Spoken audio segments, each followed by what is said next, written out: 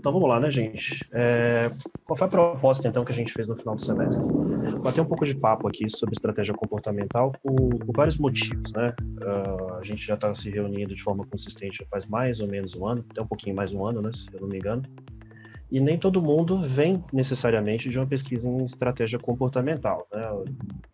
Parte do nosso grupo vem de outras tradições de estratégia, alguns, né, vêm inclusive fora da estratégia, como o Léo, que estava, não sei se ele ainda está aí, eu estava até pouco, que vem do marketing, mas também trabalha com teorias de base comportamental. E o nosso grupo, né, já estamos, Léo inclusive... abandonou o marketing. É o quê? O O Léo Léo abandonou abandonou o Marco? já. Se ele, no dia que ele botar isso no papel e assinar, eu costumo acreditar Não, mais, meu né? negócio é psicologia, seja lá onde for aplicado. Seja lá onde for, né? Então, enfim. Mas por que eu pensei em fazer essa apresentação? Que por causa desse motivo vai ter algumas coisas repetidas, boa parte dos professores pesquisadores já conhecem esses temas que a gente vai falar hoje, mas especialmente para aqueles que estão começando a participar do nosso grupo, para aqueles que estão começando a pensar em acrescentar algum aspecto comportamental de estratégia dentro da sua pesquisa, vale a pena a gente fazer uma pequena revisão sobre o que é estratégia comportamental, de onde que veio isso, e principalmente uns 5 trabalhos que eu selecionei que saíram na última década, essencialmente, e que propõem uma espécie de organização do campo de estratégia comportamental. Eles têm algumas pequenas diferenças entre si, a gente vai ter oportunidade de falar um pouquinho, e é basicamente isso. Então, o que foi que eu preparei um pouquinho para a gente falar hoje? Qual que é o nosso objetivo? Falar de forma genérica de racionalidade e comportamento. Infelizmente, por questão de tempo, a gente não pode ir a fundo. Tanto a questão de racionalidade, suas limitações, quanto comportamento é um tema amplo, bastante difundido, um pouco fragmentado, e a gente pode, obviamente, também, e futuramente, não matar esse tema e deixar para temas mais específicos, né, aspectos e teorias específicos futuramente. E o foco, essencialmente, do que eu vou querer falar hoje vai ser sobre aqueles trabalhos que eu citei mais cedo, que tentam organizar as definições de estratégia comportamental e como que esse trabalho acaba acontecendo, né? Então, aí, o que eu gostaria da gente sair hoje tendo mais ou menos na nossa cabeça? O que é a estratégia comportamental? Se é que a gente pode definir estratégia comportamental de uma forma tão fechada. Esse é o nosso primeiro objetivo. E também pelo fato de não ser uma coisa dogmática e fechada, eu já deixo aberto para vocês fazerem todo tipo de comentário, questionamento e perguntas ao longo da apresentação, até porque aqui a gente não vai oferecer uma visão fechada batendo martelo sobre o que é estratégia comportamental, né? Então, já aviso que a pergunta, né, que é a motivadora da nossa discussão de hoje, que é estratégia comportamental, não tem uma resposta 100% fechada. E também queria propor que a gente saísse daqui com uma base um pouco mais homogênea, né, do que pode ser interpretado como estratégia comportamental. Eu acho isso legal, não só em termos de curiosidade, mas especialmente com uma base um pouco mais teórica para a gente poder discutir, inclusive com o que o professor Serra falou, com o professor Rosseto também, o professor Jorge, os trabalhos que podem acabar saindo das discussões desse grupo e rever esses trabalhos que acho que talvez esses últimos 5, alguns não são tão importantes assim, mas eles mais ou menos batem na mesma moeda de dizer o que é a estratégia, como que isso é organizado internamente, né? Então vamos lá. Para a gente começar, né, especialmente para aqueles que não são da área de estratégia, eu gosto muito de uma definição um pouco mais old school do Andrews, em que ele coloca que toda estratégia ela é uma construção humana. Eu acho legal essa definição inicial, porque ela parte do princípio que todo tipo de decisão, todo tipo de empresa, todo tipo de organização vai ter um fator humano do lado, que é de forma intrinsecamente incontrolável. Então, a gente vai poder gerenciar, a gente vai poder lidar com essas falhas, com essas limitações, mas que é essencialmente incontrolável, né? E aí, por esse motivo, Hamburg e Crosland, né, eles continuam, que é um trabalho que a gente vai trabalhar um pouquinho mais com detalhe lá na frente, definem que escolhas estratégicas em organizações são consequências de fatores totalmente humanos, incluindo imaginação, julgamento, ideias, preconceitos, vieses e fadiga. Então, a gente já começa a ver que tudo aquilo que vai falar sobre estratégia tem a ver com condições humanas que muitas vezes ou estão ausentes de estudo ou não estão plenamente trabalhadas, né? Então, quando a gente fala de estratégia e comportamento, a gente vê logo de cara que tem um monte de coisa que é interessante, teoricamente, para ser trabalhado, e muitas vezes não está presente nos estudos como deveria. Exatamente pelo fato de muitas vezes não estarem presentes, é que são lacunas de pesquisas interessantes, porque promovem visões alternativas ou explicações alternativas para os fatos que muitas vezes são tomados como verdade, né? Então, essas duas situações aí, na verdade, são só para a gente fazer um esquenta, né? E aí, das últimas décadas para cá, especialmente dos anos 70 para cá, a gente começa a surgir, né, essa expressão estratégia comportamental, e dentro de um contexto mais macro de estratégia, né? E essa convivência, eu não vou dizer que ela é perfeita, ela é uma convivência, às vezes, tensa em termos de metodologia e em termos também teóricos, porque a estratégia comportamental ela fica se batendo num espaço, tentando encontrar muitas vezes o seu espaço próprio, e às vezes ela bebe de fontes de tradicionais estratégias, às vezes ela tenta buscar uma visão própria, né? Então, muitas vezes, a estratégia comportamental ela vai se confundir, dependendo do autor, do projeto, da ideia, com outras áreas como organização industrial, RBV, ecologia populacional, etc. Né? E aí, né, que a minha primeira sugestão que eu vou fazer é um livro do Bromiley, que é eu deixei as informações um pouco, Bromiley, sei lá como é que fala o nome desse cara, que é que eu deixei um pouco de informações um pouco mais para frente, o que eu acho que deveria ser a leitura básica de todo mundo que quer estudar estratégia comportamental de forma um pouco mais teórica. É um livro que foi sugerido pelo professor Serra, que foi meu orientador no doutorado, um livro que eu tenho que admitir que eu não li ele completo no doutorado, só fui ler depois. Ele é um pouco chato de achar para comprar, tá? Aqui no Brasil eu não achei na Amazon fora, que é esse aqui, os Fundamentos Comportamentais de Administração Estratégica. E a primeira parte dessa apresentação que a gente vai fazer foca um pouco nas ideias principais desse livro, né? Então, quais são as ideias de que o Bromiley, né, essencialmente trabalha? Então, o que a gente trabalha, né? Existem diversas abordagens, e existem diversas abordagens para tentar entender estratégia como de forma genérica. A própria definição de administração estratégica, ela é em si uma definição sujeita a algumas, como é que eu posso dizer? Alguns questionamentos, né? Tem um trabalho, inclusive do professor Portugal, se não me engano, eu acho que do Serra também, que comparava N definições de estratégia, algumas das quais tinham, né, subconjuntos interessantes, outros que batiam às vezes contra o outro. Então, se nem a própria estratégia como área mãe, ela é 100% definida em termos de escopo, que dirá então uma sub-área, enfim, as definições também não são exatamente coesas às vezes, né? Então, como a gente estava falando, né, estratégia como um campo completo, né? Às vezes você vai ter algumas definições que não necessariamente casam muito bem com as outras, e boa parte delas trabalha com um subconjunto relativamente coeso, mas ainda assim com coisas externas. Isso também vai acontecer com o comportamento, né? Então, o que eu acho legal dessa obra do Bromiley? Porque ele tenta posicionar a estratégia comportamental numa espécie de centro de um espectro, onde você tem aí dois pontos com excesso de inflexibilidade. O que eu quero dizer com isso, né?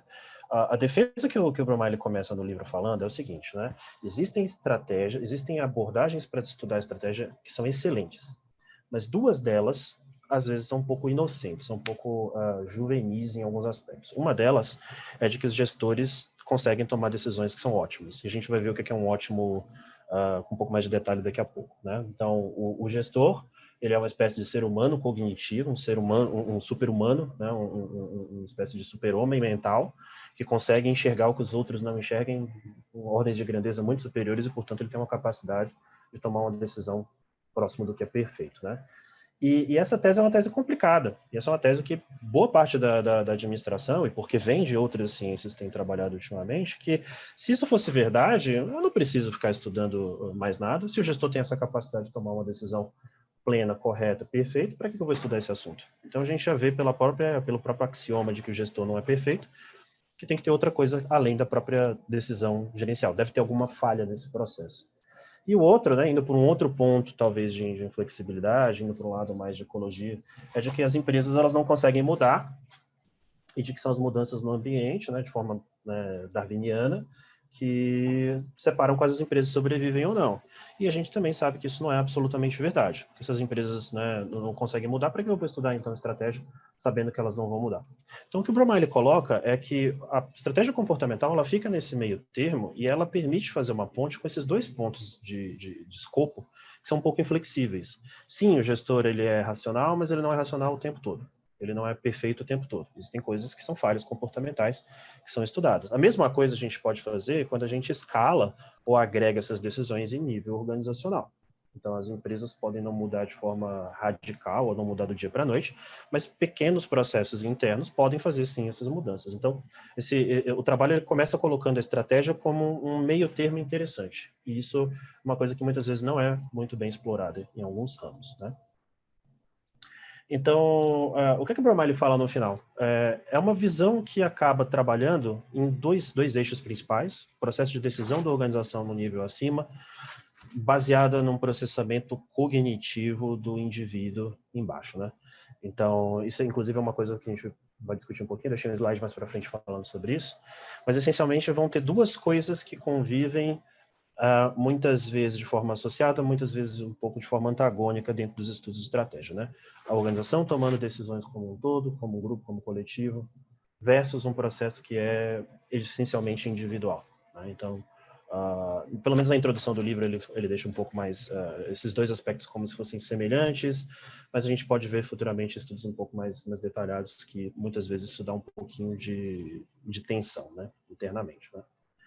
E toda essa área de decisão de estratégia comportamental, ela é baseada, essencialmente, numa escola de estudos que foi da Carnegie, se eu não me engano, não foi?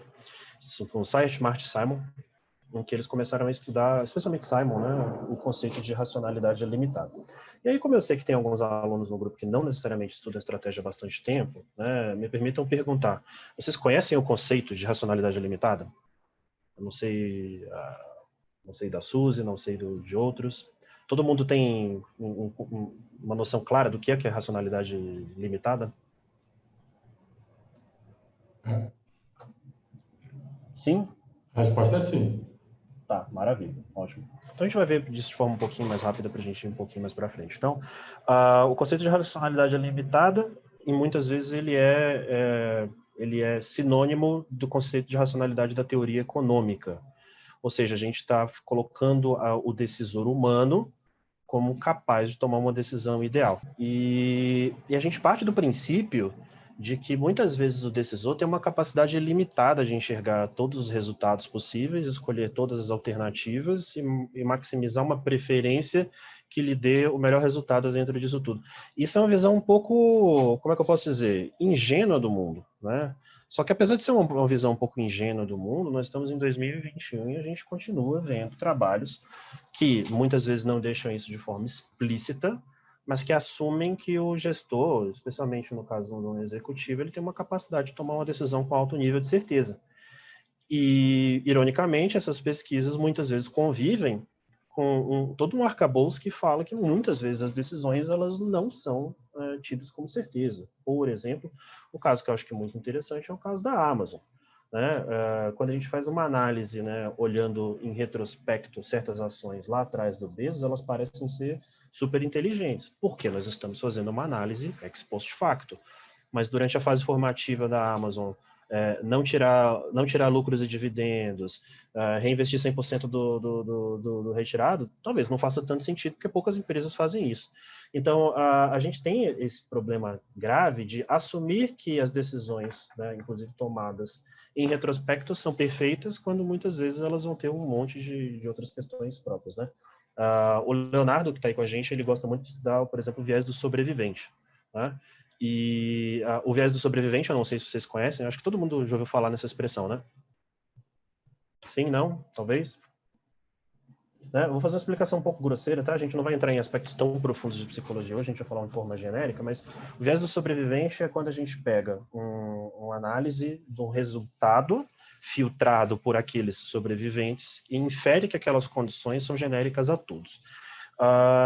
Eu vou dar um exemplo meio simples, né? Toda Copa do Mundo a gente tem sempre aqueles quadros de televisão meio bestas, onde você bota um polvo dentro de um aquário, o polvo pega a bolinha e define e bota numa caixinha do lado do time A ou do time B, né? Se a gente pegar 1 milhão de polvos em 1 milhão de aquários, e cada polvo aleatoriamente coloca, vai chegar no final de 50 e poucos jogos e vai ter polvo que provavelmente acerte todos. Isso não significa de forma nenhuma que esse povo teve algum trabalho consciente de decisão de qual time é. Eu não posso pegar aquele povo, dissecar o mesmo e tentar estudar por que esse povo é mais inteligente do que os demais. Ele simplesmente foi um sobrevivente. Então, quando nós pegamos as características daqueles casos que dão certos e inferimos que porque esses casos deram certo, isso é uma lição para trás, a gente muitas vezes tem um viés, um ponto cego aí, de um monte de outros casos que fizeram iguais, fizeram ações absolutamente parecidas com aquilo, e que simplesmente por não sobreviverem não foram analisadas. Então, se a gente fosse fazer uma análise justa, comparativa e detalhada, a gente chegaria à conclusão de que não. Aquilo talvez, aquelas características que definiram os sobreviventes não são tão importantes assim, e que existem outros aspectos. Né? Deu para entender? Então, é legal a gente lembrar da racionalidade limitada, porque racionalmente todo mundo aqui sabe do que se trata. Mas quando a gente vai estudar estratégia, volta e meia, se a gente não tomar cuidado, a gente volta para a ideia de que o gestor ele é racional no nível pleno, né? E de forma visual, para quem nunca parou para pensar nisso, né? Imagine cada quadradinho dessa simulação como uma estratégia, como uma decisão. E a gente vai ter, essencialmente, situações excelentes, situações boas, mas não excelentes, situações ruins, situações péssimas.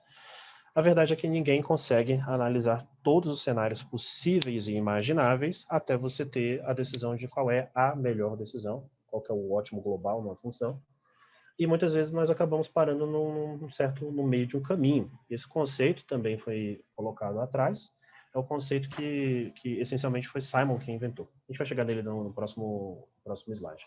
Então, a gente não tem capacidade mental, cognitiva, de analisar todas as questões possíveis e imagináveis para tomar a decisão ótima. E a ironia é que em 2021 nós entramos cada vez mais em denial com isso, pelo fato de termos mais tecnologia. Então, muitas vezes, esse tipo de tecnologia mais responsiva, rápida, pode dar a impressão para esses gestores que eles têm capacidade de tomar as decisões que são ótimas no conceito econômico, perfeitas, e muitas vezes elas não são. Elas continuam sendo absolutamente limitadas, né? Elas são menos limitadas, mas continuam bastante limitadas, né? E para a gente fechar essa questão básica, vale a pena a gente fazer um exemplo rápido, que é um exemplo do restaurante. Esse é um exemplo que eu gosto muito, está no livro do Bromile, não é um exemplo exclusivo deles, tem outros trabalhos que já fizeram esse exemplo, é um exemplo que eu gosto bastante. Então, vamos imaginar que você precisa escolher um restaurante para você almoçar, e você pode ter centenas.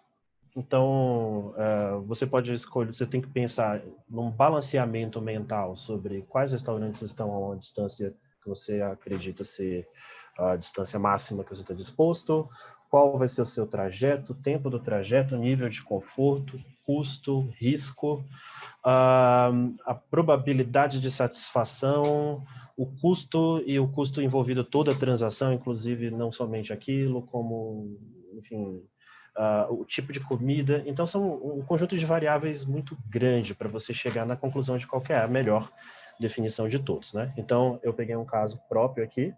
O Leonardo, que costuma almoçar comigo, costumava, né, antes da pandemia, almoçar comigo sempre na Liberdade, sabe que esse caso é um caso real.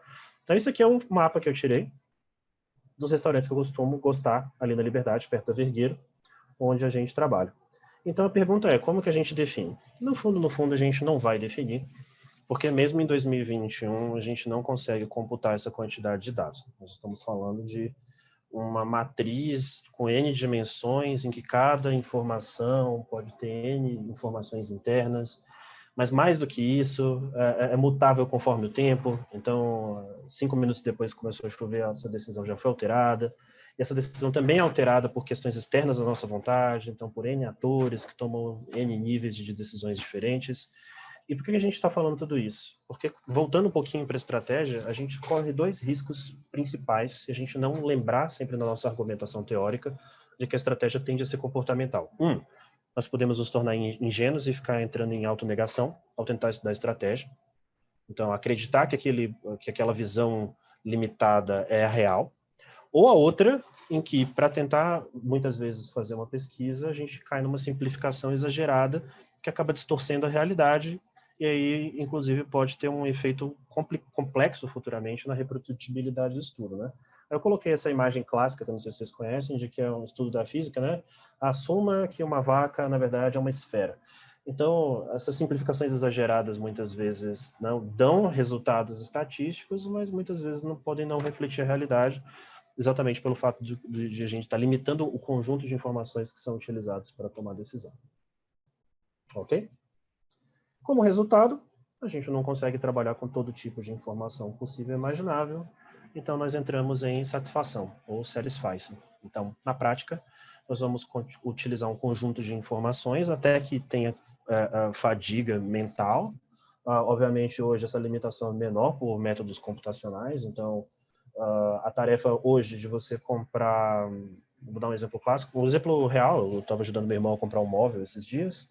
Antigamente você tinha que literalmente ir a N lojas e fazer N perguntas, isso é cansativo em termos de tempo, custos, recursos, mental, e hoje em dia é muito mais barato, mais rápido, mas ainda assim vai ser limitado, porque a gente nunca consegue ter todas as possibilidades. Então, as decisões elas podem não ser ótimas por dois motivos.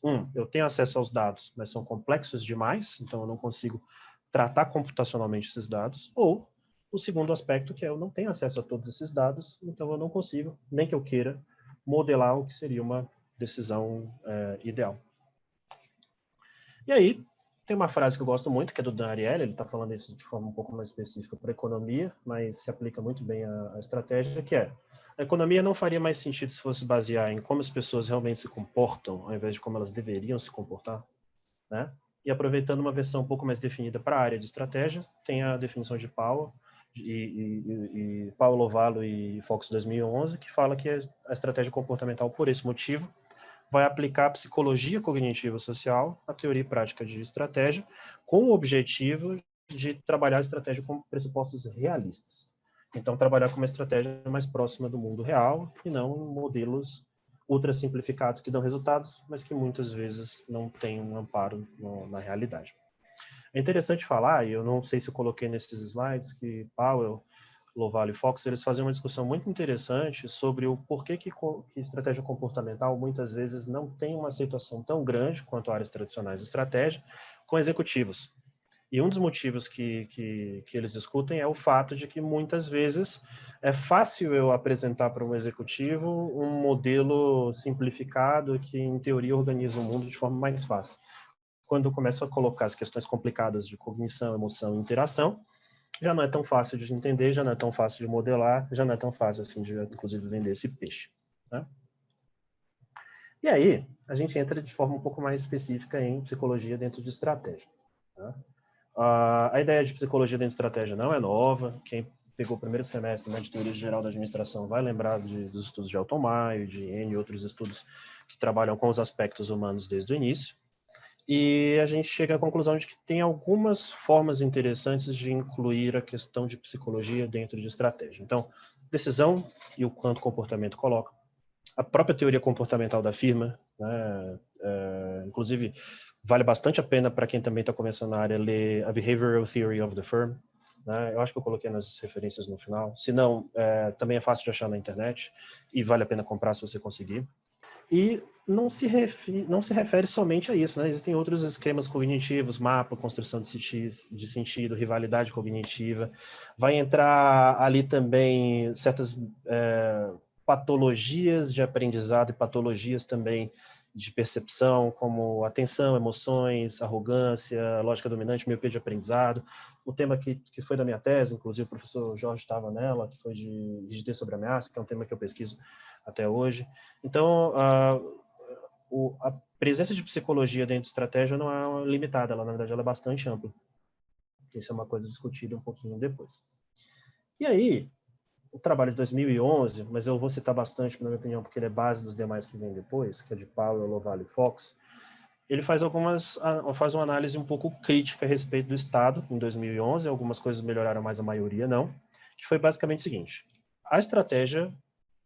a pesquisa em estratégia comportamental ela tem sido retomada com muita força nessa última década, e especialmente por falhas em décadas anteriores. A primeira dela é que a psicologia tomou um espaço dentro, por exemplo, de economia, de finanças, e que não tomou dentro da estratégia comportamental, dentro da estratégia. Então, a estratégia ela não absorveu da mesma forma os aspectos e axiomas da psicologia da mesma forma com que outras áreas, o que é uma grande ironia, sendo que estratégia você não tem necessariamente certos dogmatismos que existem em outras áreas. Então, por exemplo, permite um conjunto de pesquisas qualitativas, etnográficas, que muitas vezes não tem uma abertura tão grande em outras áreas.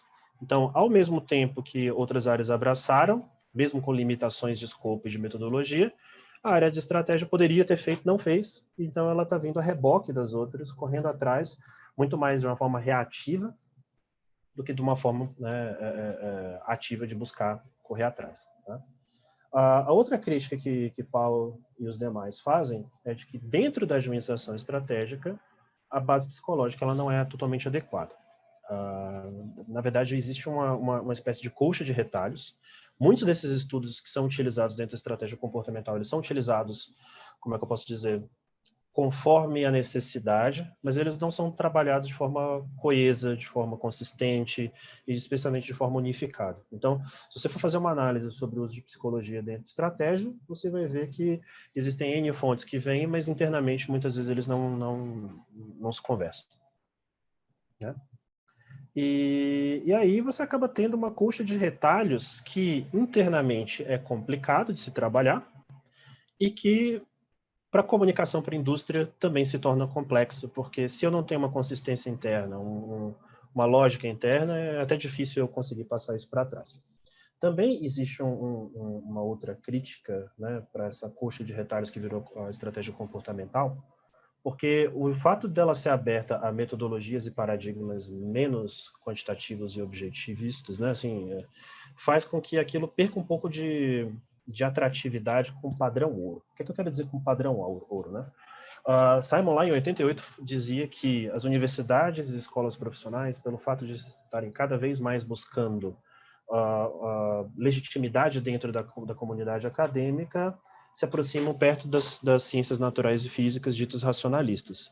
Então, e esse é um problema que todo mundo tem. Eu, por exemplo, tenho. Né? Eu, durante um tempo, tive uma certa aversão a métodos um pouco mais soft, pelo fato de que, muitas vezes, eles não conseguem demonstrar, pelo menos na época eu imaginava assim, tão bem quanto uma bela de uma regressão tradicional.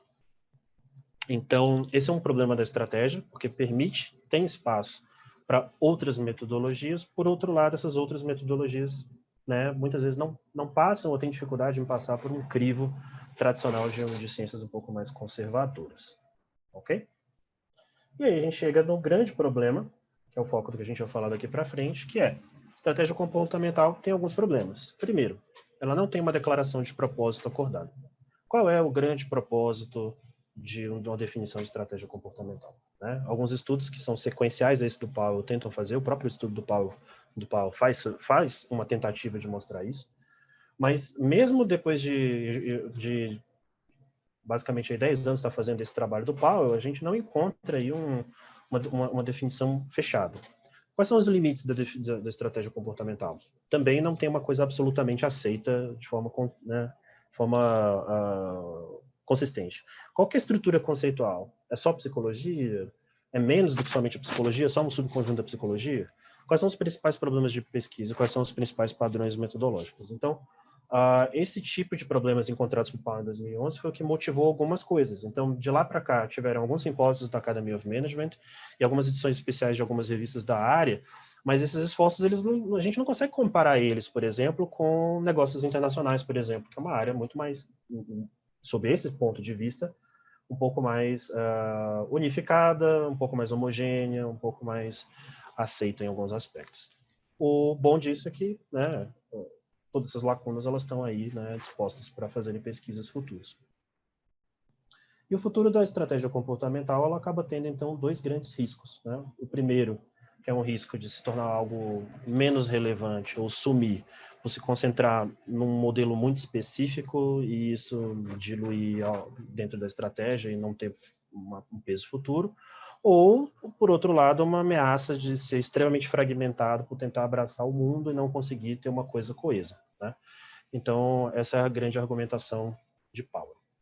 E aí, inclusive por causa desse trabalho de Powell em 2011, Powell, Loval e Fox, é que aparecem alguns trabalhos depois que vão falar um pouquinho sobre o que é estratégia comportamental nessa área onde não tem necessariamente uma coesão completa. Até aí, tudo bem, gente? Tranquilo? Alguma pergunta até agora? Tá tranquilo? Não conseguindo acompanhar? Tudo bem, tudo ótimo. Maravilha, maravilha. Então vamos lá. Eu selecionei então aqui basicamente 5 trabalhos, tirando do Bromley que a gente já falou, que a gente falou até agora foi em grande parte baseado no capítulo 1, 2 e 3 do livro. E sobram aí 5 trabalhos que eu acho que são interessantes para a gente trabalhar. Alguns deles são mais importantes, tá? São em revistas boas, são trabalhos bastante densos. O Schrage e Mandansky é um pouco menos. Esse do Ogier e Du também é um pouco mais leve.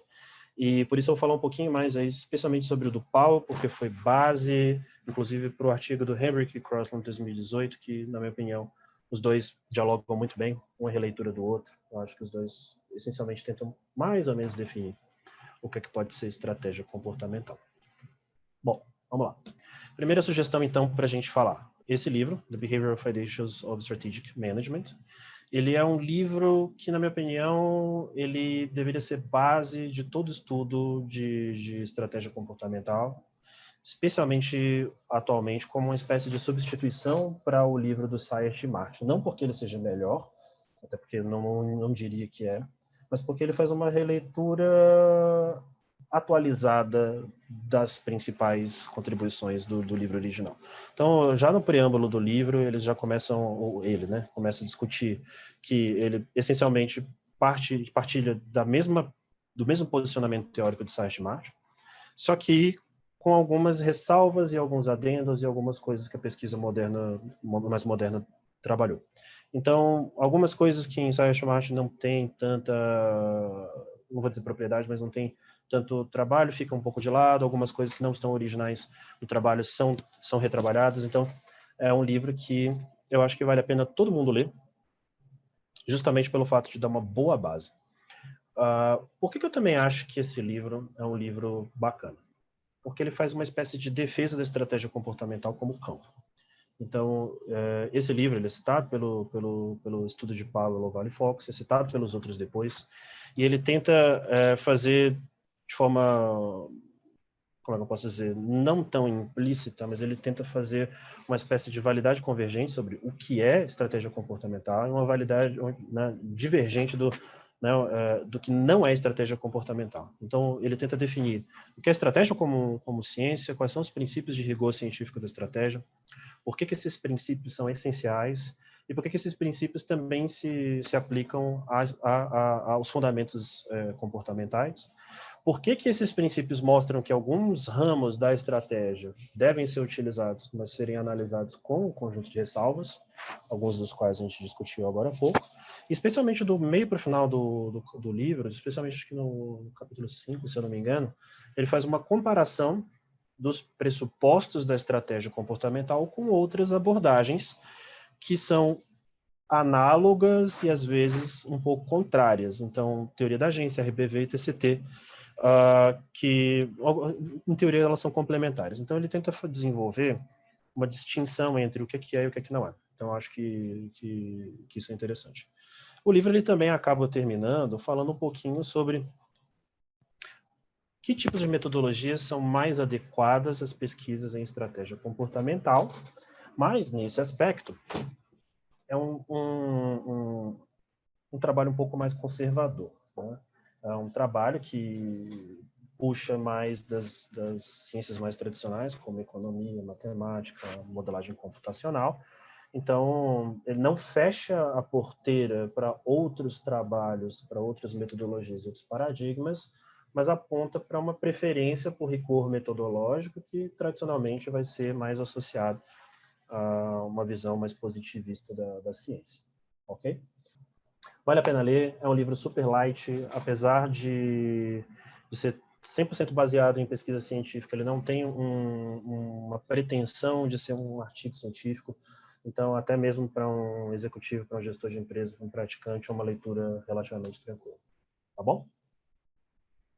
Mas aí a gente entra, na minha opinião, desses trabalhos que daqui seguem para frente, o trabalho que fez a maior parte de questionamentos e que colocou a estratégia comportamental sobre um microscópio para fazer um pouco mais de análise, né? Então, trabalho de 2011, completando 10 anos aí, de Powell, Ovalle e Fox, né? Tá no SMJ, então, provavelmente a melhor revista da área, né? Tirando os Academy of Management da vida. E o que a argumentação...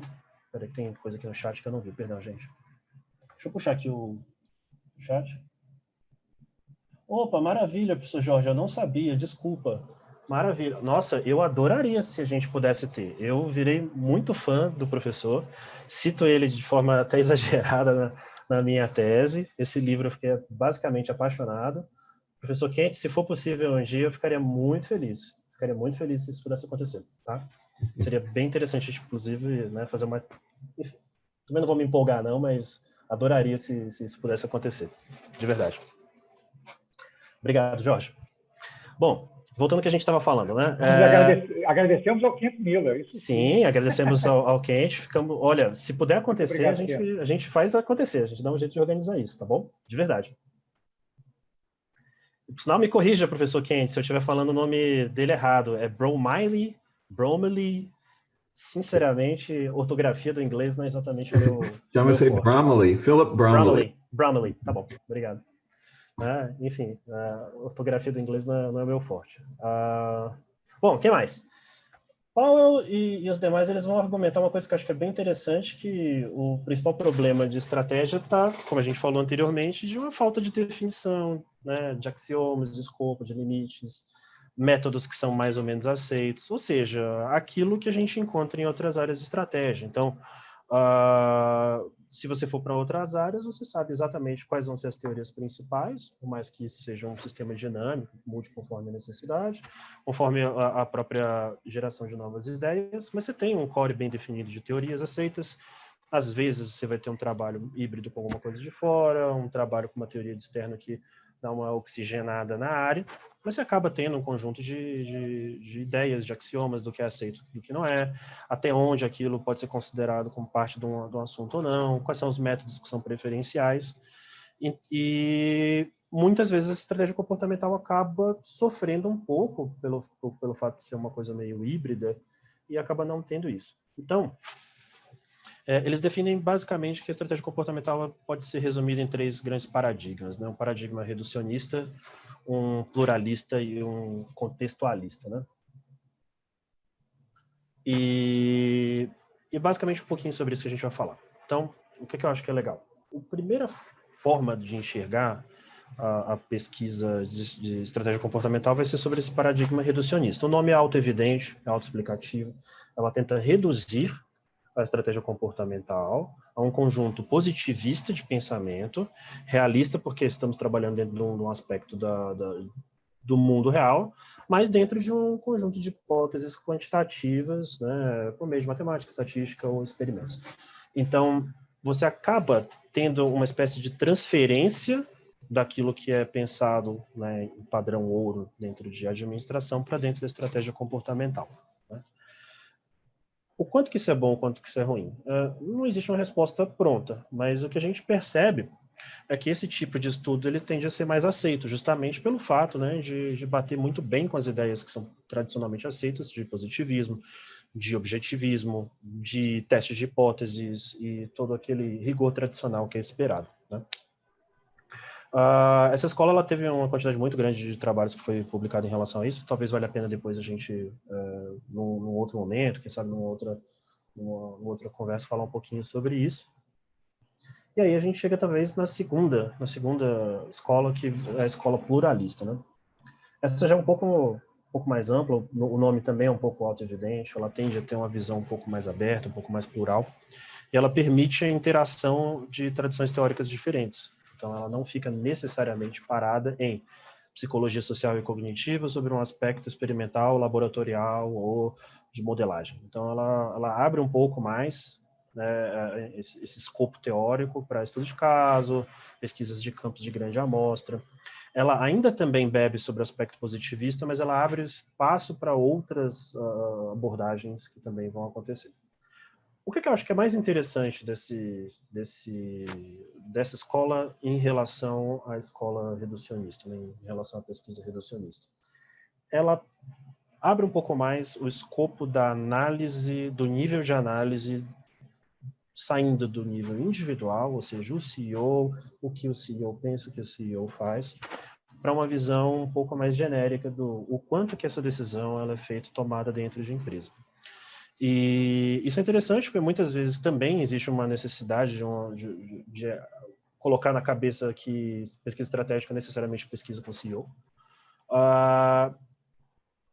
Obviamente, minha experiência é bastante limitada comparada com os outros professores aqui do grupo, mas as poucas experiências que eu tive entrevistando CEO, eu fico com a impressão de que eu não sei se eu consigo confiar na resposta, não sei se existe algum tipo de viés nisso, se não existe denial, se não existe algum tipo de disfarce em relação a compliance de tipos de informações, o quanto aqui, enfim, o que eu quero dizer é, esse tipo de pensamento, de pesquisa, ela permite você tentar extrair informações sobre o desenvolvimento estratégico da empresa que talvez também não sejam necessariamente focadas na cognição individual, na cognição necessariamente de uma pessoa e em mais de um nível. E ela também abre para aspectos de psicologia que não necessariamente estão dentro somente da cognição, né? Ou seja, algo que intrinsecamente é não observável, para uma questão mais externa, em como que isso afeta conflito de grupo, como que isso afeta aprendizado de equipe, como que isso afeta a agregação de decisões dentro de um conjunto e quanto que essas decisões afetam organizações, né? Então, é uma forma um pouco mais aberta, mas ela também não é aberta demais, que é a terceira escola, né, de acordo com Paulo Lovalle Fox, que é a escola contextualista, né? Então, onde ali, né, inclusive os próprios autores fazem uma crítica que pode ser interpretado como aberto demais, em que o contexto acaba sendo o foco. Então, a escola contextualista, ela abre para um construtivismo, para um foco no fenômeno onde ele se encontra. Então, nada é o que é separado do contexto. Então, a interpretação é uma interpretação contextual daquela situação, o significado é um significado que é tomado dentro de uma circunstância, o ambiente não tem valor intrínseco próprio, a menos que tenha alguma capacidade própria. Então, acaba tendo a necessidade de uma interpretação contextual muito grande, o que também afeta a reprodutibilidade desse tipo de estudo, pelo menos nos que eu procurei. Então, muitas vezes você não parte a princípio com uma pesquisa, com uma ideia já pronta, essa ideia ela é passível de mudança conforme as necessidades do contexto, então pode ser um pouco mais aberta também, né? E aí eu trouxe aqui uma tabela que eu achei muito interessante no trabalho deles. Eu não vou entrar em detalhes, eu acho que depois eu mando os PDF para vocês, juntamente com os artigos originais, aí vocês dão uma olhada. Mas é interessante ver que você tem um espectro, né? Um espectro extremamente redutivo a um core muito pequeno, muito detalhado, muito fechado, até uma coisa um pouco aberta e subjetiva, e sem um detalhamento muito específico. E você tem ali o pluralismo no meio, né? O bom dessa lógica pluralista que fica no meio é justamente o fato de poder fazer uma ponte entre esses dois aspectos, né? Enfim, e aí vocês podem dar uma olhada depois nessa tabela, tá? Esse trabalho continua falando que uma definição melhor de estratégia pode auxiliar a área a ser enxergada, né, sobre um contexto de legitimidade. Isso pode ser auxiliada a área a ser enxergada como uma coisa um pouco mais coesa, e que, a princípio, sobre um primeiro ponto de vista, a escola reducionista faz mais sentido, justamente pelo fato de ser um pouco mais próxima da economia, de finanças, que são, essencialmente, boa parte das fontes que são trabalhadas na pesquisa de estratégia, né? Mas aí, os autores, eles fazem uma defesa do meio termo e de que essa restrição ela é restrita demais, ela não permite, por exemplo, outros ramos da psicologia que não sejam social ou cognitiva, né? E que também fecha para certos aspectos do domínio empírico. Então, situações que são observadas em boards, situações que são observadas em decisões que muitas vezes escapam daquela interpretação um pouco fechada demais. Então, eles vão acabar finalmente trabalhando com a lógica de que vamos trabalhar, então, com um meio termo que pode ser mais interessante. Mas o que eu acho mais legal desse trabalho não é o fato de que eles fazem uma defesa do pluralista versus o reducionista versus a escola contextualista, e sim de que os trabalhos deviam, em vez de ficarem pensando em se você é mais isso ou mais aquilo, focar em algum conjunto de problemas centrais. Essa unificação da estratégia comportamental, ela pode se dar muito mais nessas questões principais do que necessariamente em qual método vai ser utilizado para analisar a coisa ou qual que é o paradigma para trabalhar. E aí, de forma bem rápida, a gente vai olhar quais são esses 4.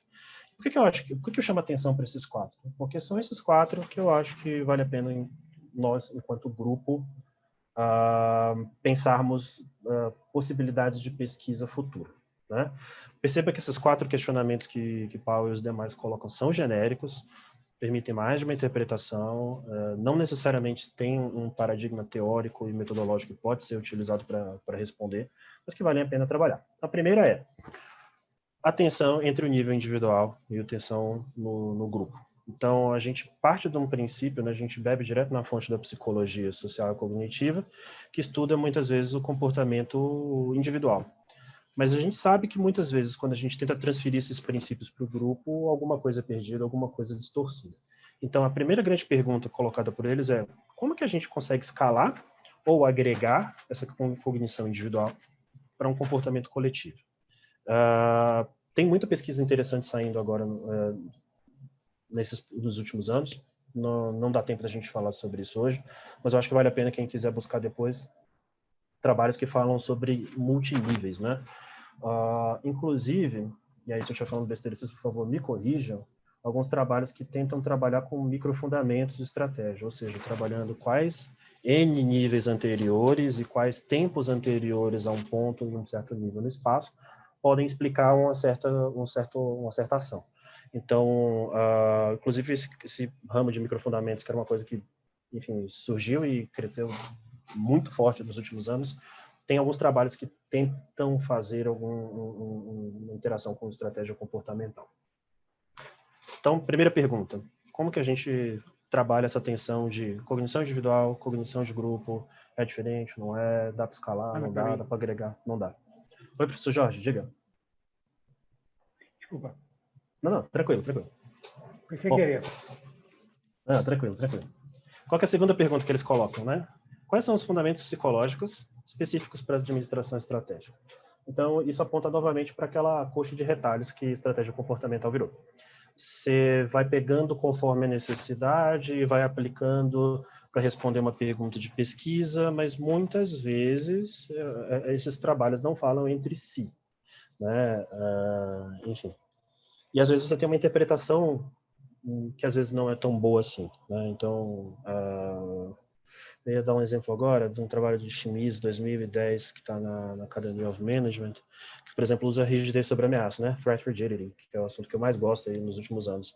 E, na minha opinião, os autores fazem uma interpretação completamente equivocada do que é o fenômeno de Threat Rigidity. Então, assim, por quê? Porque uma coisa tomada... Não estou dizendo que eles fizeram de propósito, não é o objetivo, jamais eu falaria isso. Mas, às vezes, é uma interpretação porque aquilo não é utilizado de forma consistente, contínua, refinada, e muitas vezes até um construto ali dentro não acaba não tendo uma definição, acaba não tendo um arcabouço próprio que faz uma análise interessante. Então, um passo para trás em definir um conjunto pequeno, mas organizado de fundamentos psicológicos para a administração estratégica pode ser uma análise interessante.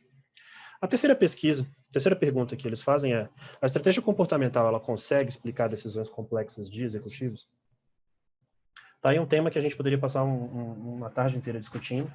A gente volta para aquela nossa primeira lógica original de que o executivo, e essencialmente todo mundo, tem um lado racional, mas não é completamente racional.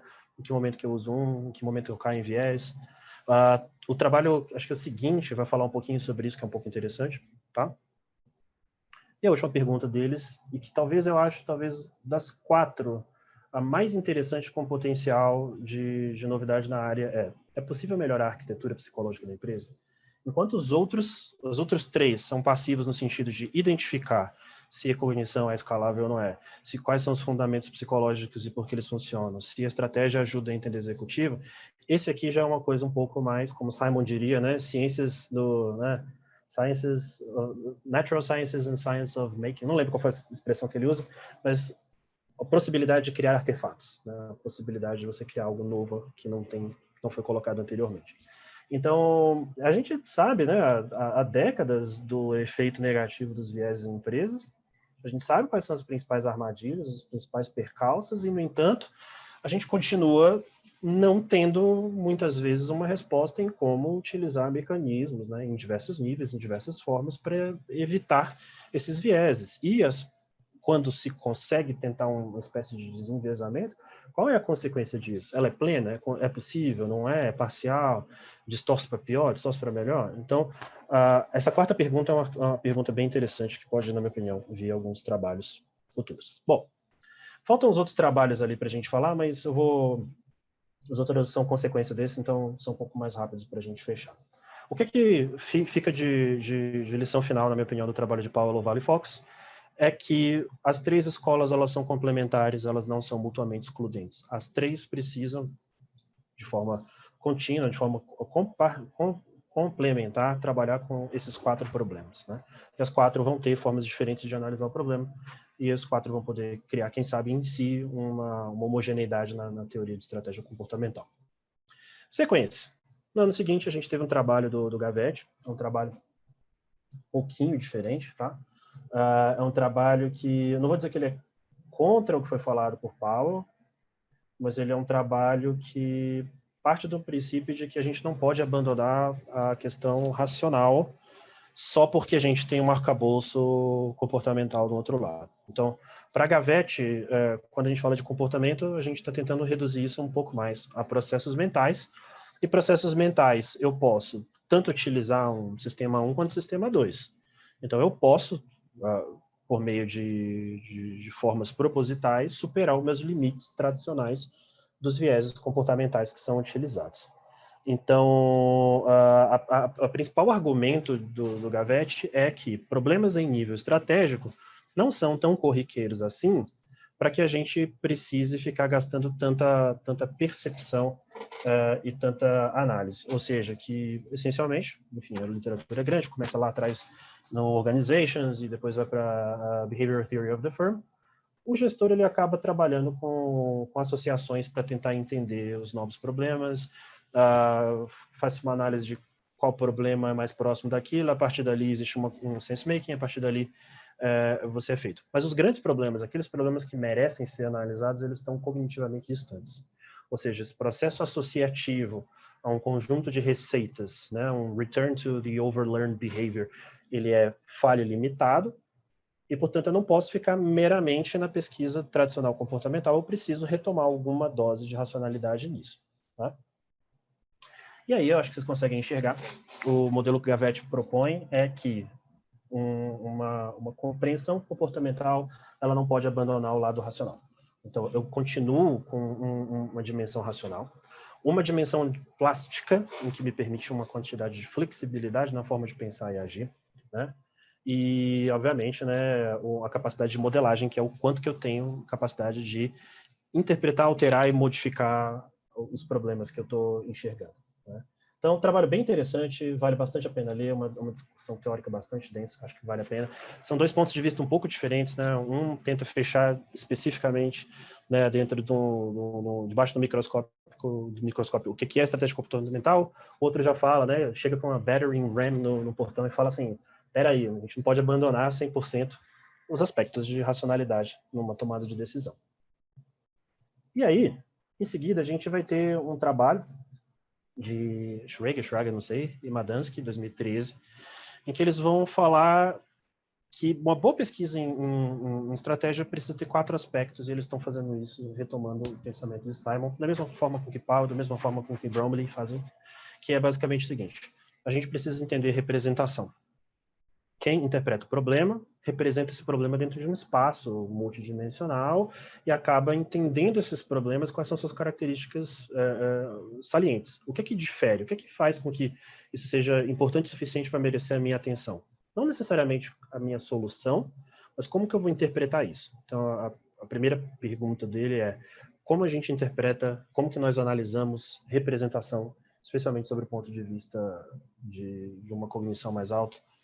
O segundo, só que o trabalho deles, de Schweigel e Madansky, eles não entram muito a fundo nesse aspecto, né?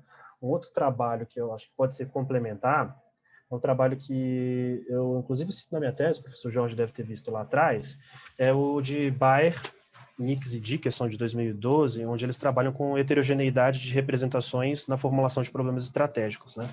Então, enquanto Schweigel e Madansky estão falando ali, principalmente do executivo enquanto indivíduo, essa argumentação deles é boa, mas precisa ser levado em consideração o fato de que a decisão não é tomada sozinha. Então, a gente tem um conjunto heterogêneo de decisões, tem objetivos que também são heterogêneos, e por aí vai. Ou seja, a decisão, ela não volta à discussão do como que a gente pega a cognição e a interpretação individual e agrega isso num grupo que muitas vezes é heterogêneo, muitas vezes não conversa ou não percebe ou usa conjuntos de representações diferentes para interpretar o mesmo problema, né? Para os autores, o segundo aspecto são os padrões, ou acho que o Queijo falava, né, esquemara, não sei como é que fala isso, os esquemas, né, os padrões, as receitas. Então, tomadores de decisão, conforme vão aprendendo, vão estabelecendo por tentativa e erro aquilo que dá certo e não dá, acaba tendo uma espécie de livrinho de receitas e a tentação é de que voltem essas receitas que foram utilizadas previamente, né? A interpretação de quais são esses padrões, mas principalmente o que gera esses padrões, ela é interessante. O padrão em si tem tanto, porque muitas vezes é específico de uma empresa, de um mercado, mas quais são os aspectos salientes, as informações salientes que levam à geração desses padrões, pode ser um elemento de pesquisa interessante futuro, né?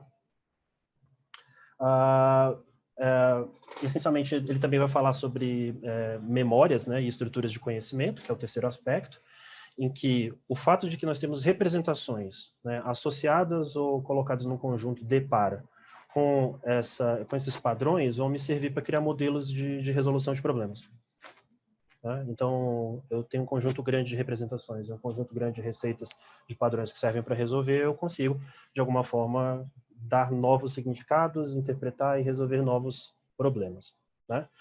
Isso retorna para o trabalho, né, lá Desculpa, eu botei aqui Simon, mas é Saert-March, tá? Perdão, botei errado ali, tá? Saert-March. E isso aí foi uma simplificação que Greve, né, fez em 2003 do trabalho, né? Se eu chego num desempenho abaixo da minha aspiração, eu entro numa busca de problemística, que me leva a uma busca de desempenho, ou numa folga, entro no meu estoque de soluções. Se eu não tenho, busco solução no ambiente, aí eu tomo uma decisão. Então, a gente percebe, né, novamente essa lógica de que eu vou buscar naquilo que já está pronto, antes de tentar fazer algo novo, porque eu vou tentar fazer um coupling entre os meus padrões que eu conheço e as representações que eu conheço, né?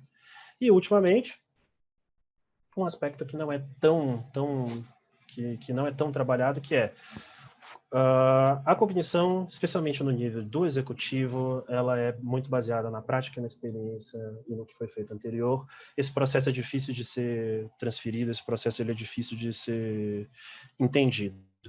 E da mesma forma com que muitas vezes um jogador de xadrez ou um especialista num jogo específico, ele consegue enxergar no tabuleiro padrões de formas de analisar esse problema, mas é mais do que isso, ele consegue improvisar dentro desses padrões, né?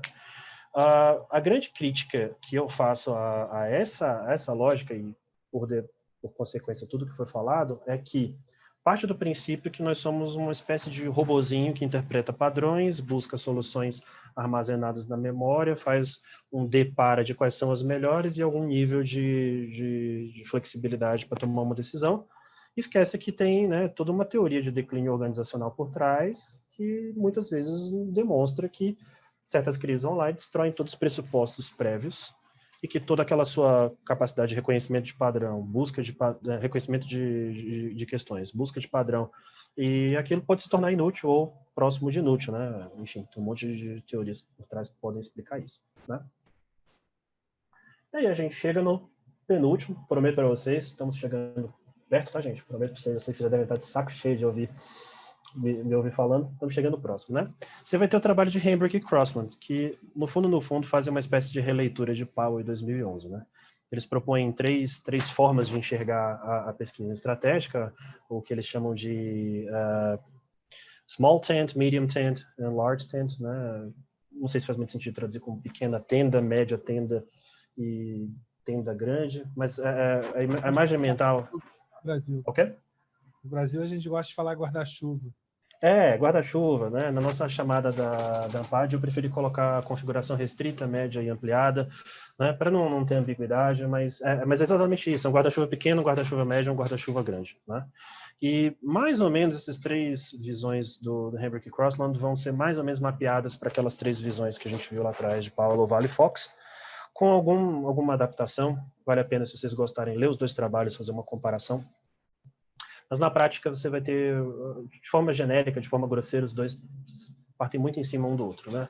A restrita é a transposição direta da lógica comportamental que vem do campo, né, da economia e de finanças para o campo de estratégia, que vai trabalhar essencialmente com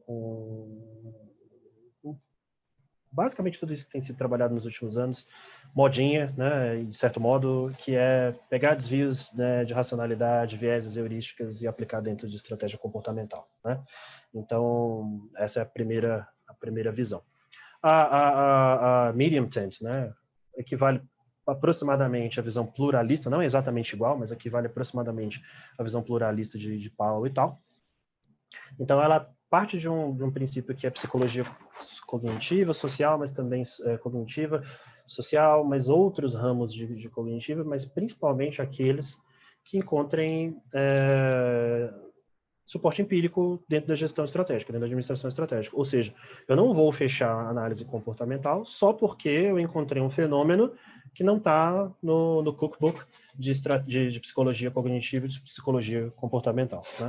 Então, ela abre, e não necessariamente para unicamente psicologia cognitiva e social. E a versão ampliada, né, vai bater muito bem com a última visão contextualista de Powell, que é basicamente, essencialmente, uma espécie de vale tudo, mesmo que seja tangencial ao que está sendo trabalhado com gestão estratégica. Então, se você tem algo de política e isso afeta o grupo, então está valendo, né? Então, se você tem aqui uma questão emocional, e não que emoções não estejam, mas assim, uma questão emocional de uma gestão de uma equipe, ou seja, nem é em nível estratégico, nem é em nível de poderia trabalhar também. As duas críticas que são feitas por Hambrick e Crossland desse último aspecto é que por que eles dizem, né, que pode ter um risco de diluição e fragmentação? Porque essa última escola, né, essa última tenda, ela não tem um limite muito claro do que entra, do que faz, do que sai, né? Inclusive, alguns de vocês podem estar se perguntando, falar assim, tá, Felipe, mas vocês seguem o que foram falado anteriormente, Powell, Hambrick e Crossland, que tendem a ir para uma visão um pouco mais média, uma visão um pouco mais, nem conservadora demais, nem aberta, mas a chamada da ANPAD parte do princípio que essa tenda um pouco mais ampla. E a justificativa que, inclusive, a gente teve, né, especialmente eu e o Ivano, que discutimos bastante isso, o professor Serra, que também nos auxiliou, foi que, nesse momento, a gente prefere estimular pesquisas, mesmo que sejam tangenciais à área de estratégia, e depois fechar, do que necessariamente começar fechado e não ter oxigenação para estudos futuros, né? Então, por mais que, teoricamente, pelo menos eu, Felipe, me coloque mais próximo de Hambrick e Crossland e Powell e os demais, numa visão um pouco mais intermediária, nem fechada, nem aberta, a gente preferiu, quem sabe, abrir um pouco mais nesse primeiro início, até para ver como está o estado das coisas, e também para não acontecer aquilo que já aconteceu em congressos anteriores, de receber trabalho, o trabalho não se encaixa no tema, às vezes o trabalho é bom, e ser jogado fora por causa disso. Ok? E aí falta o último, que tem 4 aspectos aqui e a gente fecha, tá bom? É um trabalho curtinho, de Ogier and Du, 2018, e o que eles falam que ainda falta muitas vezes... Espera que tem um chat aqui que eu não vi. Perfeito, Eduardo, já estamos terminando aqui, e aí a gente já volta para o grupo, né? que é basicamente o seguinte, né? 4 coisas que eles sugerem que devam ser, que já existem, de certo modo, mas que devam ser ampliadas dentro da pesquisa, dentro da estratégia. Interdisciplinaridade, mas não de forma exagerada. Ou seja, aqui não existe um preconceito quanto a um dogma específico ou um método específico. Utilizem isso para abrir pontes com outras coisas que não estão sendo exploradas de forma mais específica. Segundo, apesar de haver uma abertura para metodologia, para outros pensamentos, não esqueçam de que a gente precisa ter uma coisa que é empírica. Tem que ser pragmática. Ou então a gente fica numa ivory tower desenvolvendo pesquisa que nunca vai ser utilizada em lugar nenhum. Né? E, enfim, de que adianta isso também? Só para criar linha no Lattes? Só para criar um currículo interessante? Pô, legal. Mas a área de estratégia ela não vive, né, sem falar com o praticante da área e é retroalimentado. Não adianta de nada também criar umas teorias cada vez mais malucas, sendo que isso às vezes não encontra um suporte empírico, né? Tem que ter um pluralismo metodológico, porque nós não estamos falando de uma coisa que pode ser contida dentro de um laboratório. Então, eu não consigo fazer um experimentozinho controlado de laboratório em que eu aqueço uma substância a nível X e anoto a variância do outro com a perda do ar. Né? Não existe condições normais de temperatura e pressão quando a gente fala de ser humano. Então, o pluralismo metodológico diminui a probabilidade de aspectos importantes não estarem sendo utilizados na análise. E não pode esquecer aí de que o lado contrário do praticante para a teoria ainda vale muito. E às vezes eu acho que até vale mais do que o contrário. Né? E é basicamente isso. Ok? Eu sei que eu falei bastante, né? Falei direto, mas o que eu pretendia mostrar para vocês é 5 trabalhos que têm tentado mostrar o que é estratégia comportamental, o que é o básico da área, quais são os problemas de definição, e é basicamente isso.